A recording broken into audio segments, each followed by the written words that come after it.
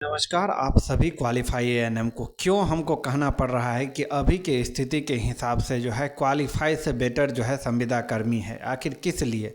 आप देखे होंगे कि जो संविदा कर्मी है उन लोगों ने जो है कितना महंगा जो है एडवोकेट को सुप्रीम कोर्ट में हायर किया है। और इन लोगों का जो है जो भी प्लान था वो प्लान के तहत जो है उन लोगों ने जो है पूरा प्रोसेस करवाया है सुप्रीम कोर्ट में।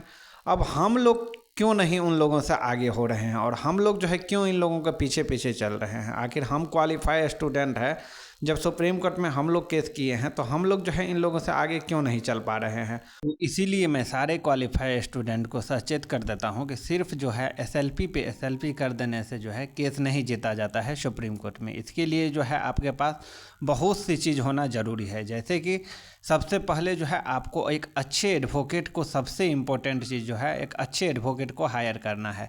जबकि अभी तक जो है इस पर किसी तरीके का जो है बात नहीं बन रही है, सिर्फ एसएलपी की बातें हो रही है और एसएलपी किया जा रहा है। तो आप सबको मैं क्लियर कर दूं कि सिर्फ और सिर्फ एसएलपी करने से आप अगर चाहेंगे कि सुप्रीम कोर्ट में केस जीत जाए तो ऐसा जो है बिल्कुल भी नहीं होगा।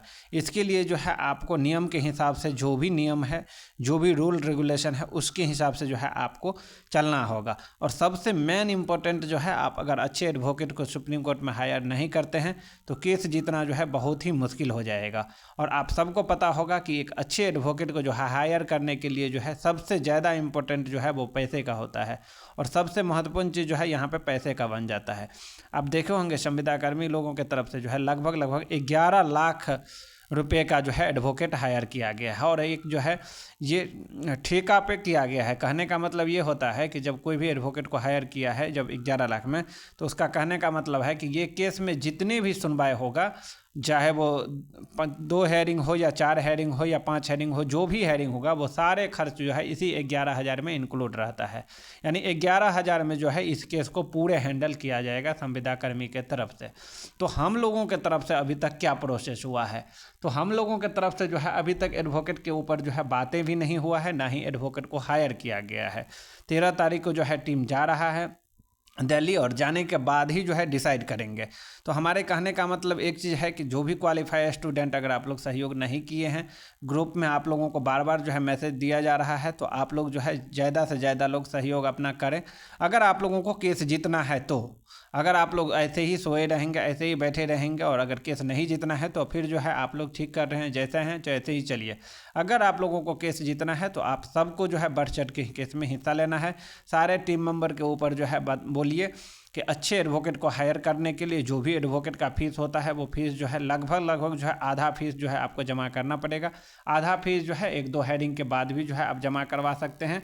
लेकिन इसके ऊपर जो है अब सब लोगों को बहुत इंपॉर्टेंट हो जाता है कि सब लोगों को एक्शन लेना बहुत ज़रूरी है। अगर आप लोग एक्शन नहीं लेते हैं, आप लोग जो है एक्टिव नहीं होते हैं केस के रिगार्डिंग, तो फिर बाद में जो है आप लोगों को बहुत बड़ा प्रॉब्लम होने वाला है। आप सब ये बात समझिए कि क्वालिफाई स्टूडेंट जो है यहाँ तक पहुँचे हैं, अपने बलबूते पर पहुँचे हैं। और सुप्रीम कोर्ट में जब आप लोग केस किए हैं तो यहाँ पे जो है फर्स्ट आप लोग को जो है एक्टिव रहना चाहिए। आप लोग को जो है इन लोगों से पहले जो है एडवोकेट को हायर करना चाहिए, वो सब सारा प्रोसेस करना चाहिए। लेकिन यहाँ पे भी जो है उल्टा हो रहा है। देखा जा रहा है कि यहाँ पे भी जो है सारे प्रोसेस उल्टा हो रहा है। माना कि आप सभी क्वालिफाई स्टूडेंट के पास जो है पैसा की तो थोड़ा दिक्कतें आती है, और जो संविदा कर्मी है उन लोगों को जो है थोड़ा बहुत सैलरी आता है, तो वो लोग जो है अच्छा खासा फंडिंग कर पाते हैं। लेकिन इसमें कहने का मतलब है कि बहुत ज़्यादा तो अमाउंट रखा नहीं गया है। जो भी अमाउंट रखा गया है आप लोग के भविष्य के लिए, आप लोग के फ्यूचर के लिए। आप समझिए कि सुप्रीम कोर्ट में अगर आप लोगों की जीत होती है तो आप लोगों के जो है नौकरी तुरंत आप लोगों को मिल जाएगा। लेकिन इतना कुछ होने के बाद भी अगर आप लोग अगर पीछे हट रहे हैं, किसी के ऊपर आप लोग विश्वास नहीं कर रहे हैं, अगर विश्वास नहीं कर रहे हैं तो हम तो कह रहे हैं कि अगर आपको किसी के ऊपर अगर विश्वास नहीं है तो आप खुद जो है इस केस में आगे आइए और आगे आकर के जो है पार्टिसिपेट होइए। और पार्टिसिपेट होकर के जो भी तथ्य, जो भी बातें आपको लग रहा है कि ये बातें को रखना चाहिए, वो सब सारे बातें जो है रखिए। क्योंकि अभी भी जो है समय अब बहुत कम है। और हायरिंग डेट के लिए आप सब लोग बोल रहे हैं कि हायरिंग डेट कब होगा, तो देखिए अभी तक जो है अच्छे एडवोकेट को ही नहीं हायर कर पाए हैं, तो हायरिंग डेट लेकर के आप क्या कीजिएगा? जब तक एक अच्छे एडवोकेट को, इसमें सीनियर एडवोकेट को हायर नहीं करते हैं। क्योंकि देखिए एक चीज़ मैं आप सभी को क्लियर कर दूं कि सुप्रीम कोर्ट में जो भी क्वालिफाई स्टूडेंट केस किया है वो लोगों ने जो है केस जीतने के लिए किया है, केस हारने के लिए तो किया नहीं है, केस खारिज होने के लिए तो केस किया नहीं है। तो जब आपको केस जीतना है तो केस जीतने के लिए जो है सबसे मोस्ट इम्पॉर्टेंट जो हो जाता है वो अच्छे एडवोकेट को हायर करना होता है। और सबसे इम्पोर्टेंट बात है कि आप अच्छे एडवोकेट को हायर कीजिए, और हायर करने के बाद इन एडवोकेट को जो है सारी बातों को जो है, जो भी बातें आपको पास, जो भी आपके पास पॉइंट है वो पॉइंट को रखिए, ताकि इस पे जो है वो अध्ययन करे, इसको जो है थोड़ा बखूबी जाने। और जानने के बाद जब इसके लिए समय है, उस सारे बातों को जान लिए हैं, उसके बाद जो है आप हायरिंग लीजिए। वैसे ही जो है हायरिंग लेकर के आप सभी को कोई फ़ायदा नहीं होने वाला है, समझे कि नहीं।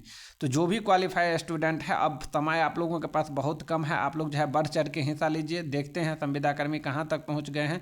तो आप लोग के पास भी समय है, आप लोग भी आगे आकर के बढ़िए।